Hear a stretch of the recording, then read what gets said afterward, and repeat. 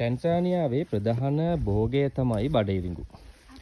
බඩඉරිඟු වවලා බඩඉරිඟු අමුයෙන් නෙලා ගන්නේ නැහැ. බඩඉරිඟු ගස්වලම කරල් වේලෙන්න අරිනවා. ඊට පස්සේ ගස්වලින් වෙන් කරගත්තු බඩඉරිඟු කරල් තමයි මේ. දැන් මෙතන සිද්ධ වෙන්නේ මේ වේලුණ බඩඉරිඟු කරල් වලින් බඩඉරිඟු ඇට වෙන් කරගන්න එක.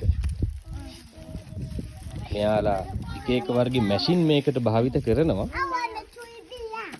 ඒ වුණාට ගොඩක් දුරට ගෙදර කෑමට හදාගත්ත බඩඉරිඟු ටිකේ ඇට වෙන් කරගන්නේ මෙන්න මේ විදිහට.